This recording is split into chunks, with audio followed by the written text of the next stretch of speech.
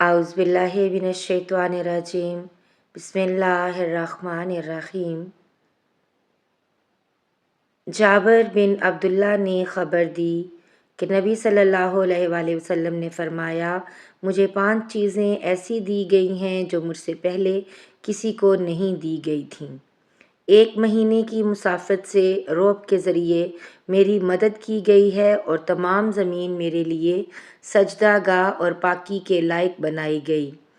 پس میری امت کا جو انسان نماز کے وقت کو جہاں بھی پالے اسے وہاں ہی نماز ادا کر لینی چاہیے، اور میرے لیے غنیمت کا مال حلال کیا گیا ہے، مجھ سے پہلے یہ کسی کے لیے بھی حلال نہیں تھا، اور مجھے شفاعت عطا کی گئی ہے، اور تمام انبیاء اپنی اپنی قوم کے لیے مبعوث ہوتے تھے، لیکن میں تمام انسانوں کے لیے عام طور پر نبی بنا کر بھیجا گیا ہوں۔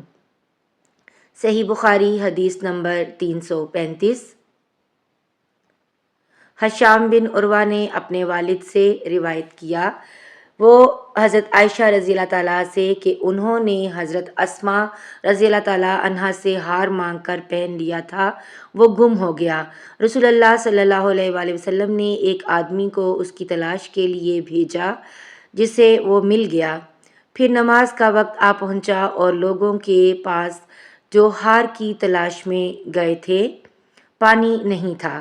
لوگوں نے نماز پڑھ لی اور رسول اللہ صلی اللہ علیہ وآلہ وسلم سے اس کے متعلق شکایت کی، پس خداوند تعالیٰ نے تیمم کی آیت اتاری، جسے سن کر اسید بن حضیر نے حضرت عائشہ رضی اللہ تعالیٰ عنہا سے کہا، آپ کو اللہ بہترین بدلہ دے، واللہ جب بھی آپ کے ساتھ کوئی ایسی بات پیش آئی جس سے آپ رضی اللہ تعالیٰ عنہ کو تکلیف ہوئی تو اللہ تعالیٰ نے آپ کے لیے اور تمام مسلمانوں کے لیے اس میں خیر پیدا فرما دی۔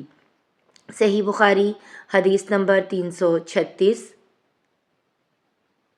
ابن عباس رضی اللہ تعالیٰ عنہ کے غلام عمیر بن عبداللہ نے کہا کہ میں اور عبداللہ بن یسار جو کہ حضرت میمونہ رضی اللہ تعالیٰ عنہا زوجہ نبی کریم صلی اللہ علیہ وآلہ وسلم کے غلام تھے، ابو جہیم بن حارث بن سما انصاری صحابی کے پاس آئے۔ انہوں نے بیان کیا کہ نبی کریم صلی اللہ علیہ وآلہ وسلم بئر جمل کی طرف سے تشریف لا رہے تھے۔